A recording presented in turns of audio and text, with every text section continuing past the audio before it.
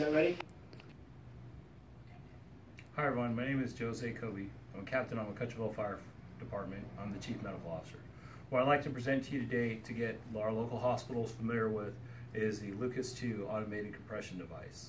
This device provides automated compressions at a rate of 101 plus or minus 1 per minute, and also does a compression depth of 2.1 inches. It will do continuously for 40 minutes with a supplied battery or indefinitely if plugged into the wall outlet that comes with the device. The reason why I'm doing this is to familiarize you guys with the device locally so you know what to do when this device arrives in your emergency room. Alright, so for the Lucas 2 device, this is a control panel for the device. These are all the important buttons that you're going to want to know about. This is the power button that turns the device off and on. You should not have to worry about this button unless you're complete with the device, and then you'll turn it off. This is the alarm button. If you should have an alarm come from the device, you push this button and it silences it. Battery power, obviously if your battery power starts getting down, the last LED will turn red and start to blink. At that point it probably needs to be plugged in, or we need to revert back to manual CPR as the device will stop at some point. The device, after being on for 5 minutes, as you see, will turn itself off if it sees no use. This button here is how we adjust our suction cup. Basically, we can go ahead and press this button down, and then we can adjust our suction cup up and down to get it lined up on the patient in the center of the breastbone. Once in position, we hit pause.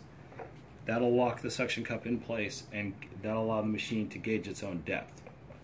And then at that point, we either can do 30 to 2, which is what most likely our fire department will be doing prior to the placement of advanced airway. However, when the patient arrives to the emergency room at that point, I imagine they will have an advanced airway placed, whether it's an iGel, combi tube, or endotracheal tube. At that point, the device will be running on the play position or the continuous position, which is the 100 compressions per minute. So the device will most likely arrive in this state. When the device arrives on your bed in your emergency room, what you can do to get a rhythm check is just merely press pause. Now you can go ahead and gain your rhythm check. If the person is in VTAC or VFib and a shock needs to be delivered to the patient, you can go ahead and resume. And when you resume, you can go ahead and deliver the shock through the compressions. You can also deliver all your medications through the compression. There's no need to stop for that. However, for rhythm checks or for pulse checks, you will need to pause the device. Should the device move, or after movement of the patient, the device walk either down or up the patient and need to be adjusted, all you have to do merely is push the pause button. That'll pause the device. Go ahead and press your suction cup button. Pull up on the suction cup.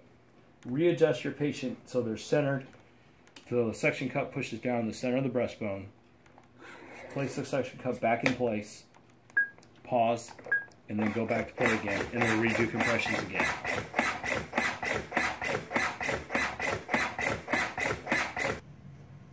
Okay, so once the device is done being used and you want to take the device out of service, what you do is go ahead and hit pause.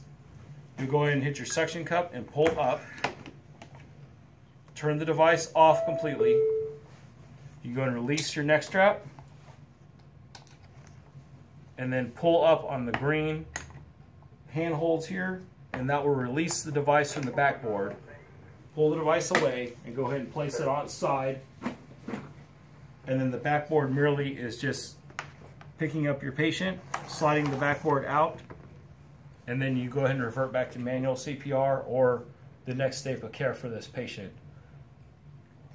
The other thing to remember about this device, however, is the backboard itself is not radio translucent. You cannot x-ray through this backboard. So if you have to do any chest x-rays, the backboard will have to be removed. Aside from that, the backboard is not translucent, cannot be x-rayed through. So if you have to get a chest x-ray on the patient, the backboard will have to come out from behind the patient. Aside from that, if there's any questions, or if you guys have any questions, you can feel free to revert back.